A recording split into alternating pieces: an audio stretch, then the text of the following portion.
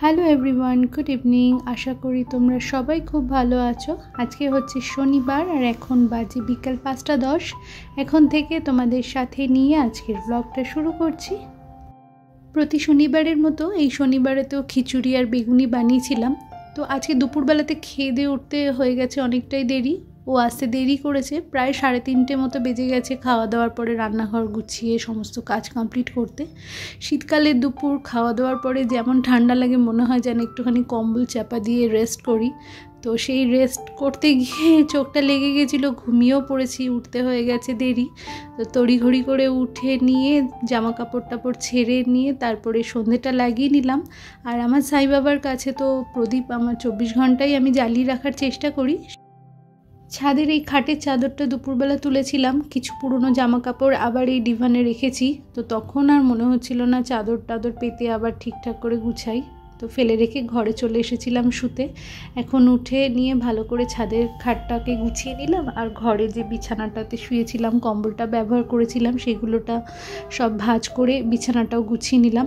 Actually ঘরদোর যদি সবসময় বিছানাপত্র গোছানো থাকে, ছোট জায়গা হোক বড় জায়গা হোক, আমার একদমই ছোট জায়গা, আমি সেই জন্য বিছানাপত্র সবসময় গুছিয়ে রাখার চেষ্টা করি। হঠাৎ করে যদি কোনো রকম কোনো লোকজন এসে পড়ে বাড়িতে, তাহলে নিজেকে আর অপ্রস্তুতে পড়তে হয় না আর কি। তো আমার কোনো ড্রয়িং রুম বা লিভিং রুম আলাদা করে সেরকম বসবার তো কোনো জায়গা নেই, এইটুকুনি জায়গার মধ্যে থাকি। সেই জন্য সবসময় চেষ্টা করি সব জায়গাটা যেখানটাতেই অগোছালো হোক না কেন সাথে সাথে গুছিয়ে ফেলতে।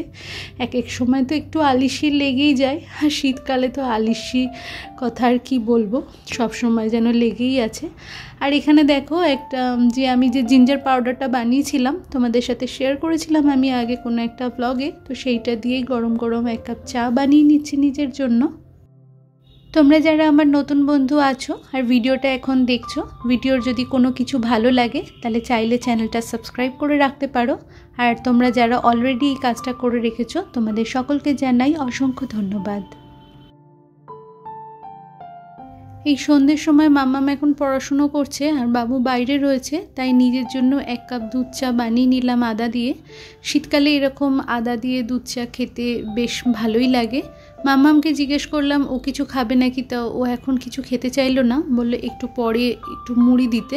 তাই ভাবলাম যেটুকুনি সময় আছে ওইটুকুনি সময় একটু গরম গরম চাটা সাথে একটু টিভি দেখে সময়টাকে উপভোগ করা যাক।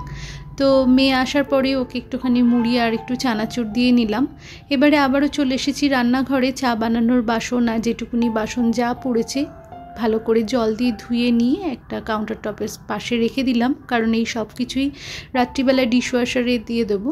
সারাদিনে যতটা টুকটাক হালকা বাসন আমি হাতে মেজে নিই, সন্ধ্যের পর থেকে বা এই দুপুরে খাওয়া দাওয়ার পর থেকে আমি কোনো বাসনই মাজি না।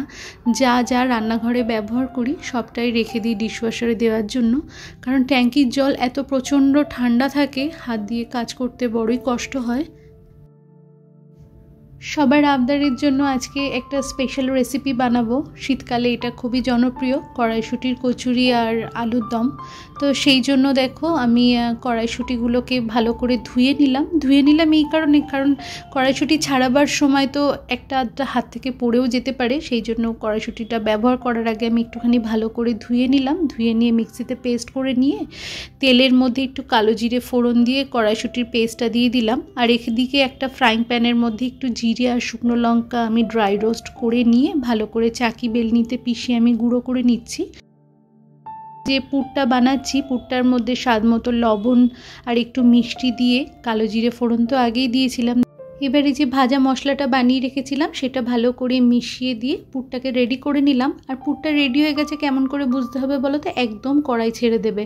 আর দেখো ওই কড়াইটা কিন্তু আমি ধুইনি, সেই কড়াইয়ের মধ্যে আবার একটু তেল দিয়ে জিরে শুকনো লঙ্কা ফোড়ন দিয়ে সিদ্ধ করা আলুটা দিয়ে দিচ্ছি, লবণ হলুদ দিয়ে ভালো করে ভাজা ভাজা করে নিয়ে কড়াইশুঁটিগুলো মিশিয়ে দেবো।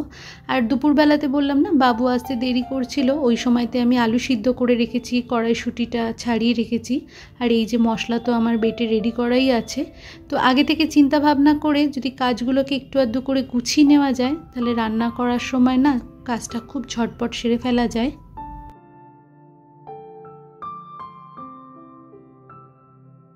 মশলাটা রেডি করা ছিল আমার ফ্রিজে, সেইটা দিয়ে একটু ভালো করে নাড়াচাড়া করে মিশিয়ে গরম জল দিয়ে দিলাম।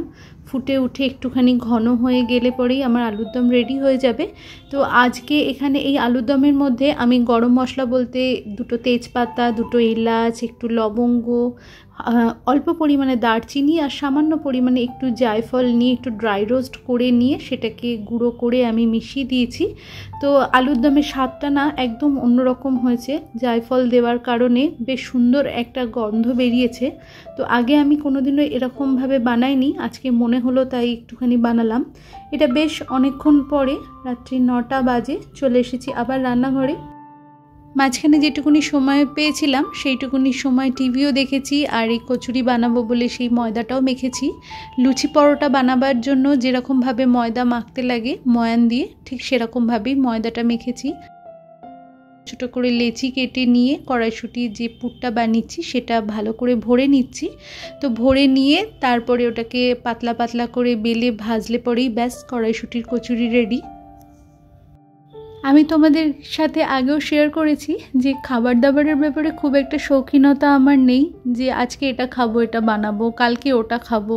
তবে মাঝে মধ্যে কোনো সময় কোনোটা খুব ইচ্ছা করলো, সেটা একটা আলাদা ব্যাপার। ওই বেঁচে থাকতে হলে যেটুকুনি খাবারের দরকার হয় সেটুকুনি আমার হলে হয়ে যায়, মানে খাবার জন্য আমি কখনোই বাঁচি না। তবে আমার ঘরে যে দুজন আছেন, আমার হাজব্যান্ড আর আমার মেয়ে, তারা কিন্তু খেতে বেশ ভালোবাসে। তো তাদের মনের ইচ্ছা বা তাদের আবদারটা যখন আমি পূরণ করতে পারি, তাদের আবদারের লিস্টে যখন একটা একটা করে আমি টিক মারতে পারি, তখন কিন্তু আমার বেশ আনন্দ লাগে। আমার কাছে খাবারের স্বাদটা দ্বিগুণ সুন্দর তখনই হয় যখন আমি ওদের সাথে, মানে আমার নিজের পরিবারের সাথে একসাথে বসে খাওয়া দাওয়া করি। সেটা আমি ডাল ভাতই খাই আর পুরি কচুরি খাই, কি খাচ্ছি সেটা ম্যাটার করে না, কাদের সাথে খাচ্ছি, কোন পরিবেশে বসে খাচ্ছি, সেটাই আমার কাছে ম্যাটার করে। আর এই তো দেখো, তোমাদের সাথে কথা বলতে বলতে আমার রাত্রিবেলার খাবার বানানো হয়ে গেছে। কড়াইশুঁটি, কচুরি আর আলুর দম। প্রত্যেকটা কচুরি খুব সুন্দরভাবে ফুলে উঠেছে, আর আমি এমনিতেই কচুরি খুব পাতলা করে বানাই, সেই জন্য ভীষণ নরমও হয়েছে। সবাই খেয়ে খুব প্রশংসাও করেছে, সবার খুব ভালোও লেগেছে। এইটাই আমার কাছে আজকের দিনে অনেক বড় উপার্জন।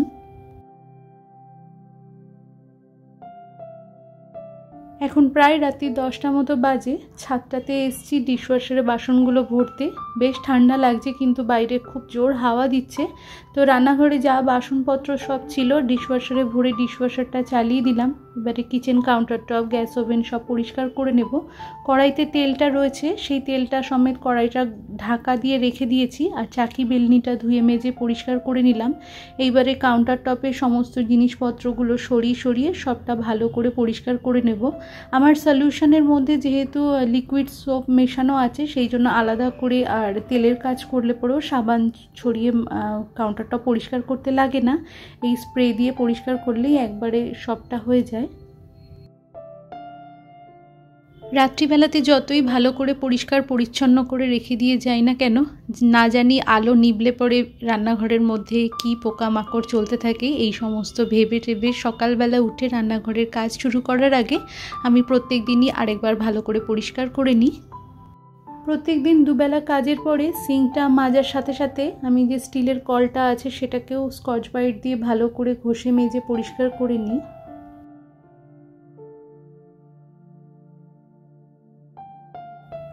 আমি আগেও বলেছি যে আমি গ্যাসের ওভেনের যে বার্নার দুটো আছে খুব চেষ্টা করছি কালারটাকে ইনট্যাক্ট রাখার জন্য। সেই জন্য 2-3 দিন অন্তর অন্তরই আমি এরকম ভিনিগার আর জলের যে সলিউশন একটা বানিয়ে, মানে হাফ ভিনিগার আর জল দিয়ে তার মধ্যে সারা রাত আমি বার্নারগুলোকে ডুবিয়ে রেখে দিই। আর এখানে দেখো সলিউশনের যে বটলটা আছে সেটা আমার শেষ হয়ে গিয়েছিল, তো তার মধ্যে সমপরিমাণ আমি লিকুইড সোপ আর ভিনিগার মিশিয়ে আর অর্ধেকটা পরিমাণে জল মিশিয়ে সলিউশনটা বানিয়ে রেখে দিলাম। আজকে রাত্রিবেলায় শেষ হয়ে গিয়েছিল, কালকে থেকে আবার এটা প্রয়োজন হবে, সেই জন্য রাত্রিবেলায় বানিয়ে রেখে দিলাম। আর সমস্ত কিছু মুছে পরিষ্কার করার পর রান্নাঘর থেকে যাওয়ার আগে আমি গ্যাসটাকে বন্ধ করে দিয়ে তারপরেই যাই। আর এই কয়েকটা কচুরি বেঁচেছিল সেটাকে টিফিন বক্সে করে বাইরেই রেখে দিচ্ছি, কারণ বাইরে বেশ ঠান্ডা আছে, বাইরে থাকলেও এটা খারাপ হবে না। আর এই যে দেখো আমার রান্নাঘর পরিষ্কার হয়ে গেছে একদম। তো বন্ধুরা, আজকের ভিডিওটা আমি এখানেই শেষ করছি। তোমরা ভালো থেকো, সুস্থ থেকো। দেখা হচ্ছে তোমাদের সাথে নেক্সট ব্লগে। ততক্ষণের জন্য টাটা, গুড নাইট।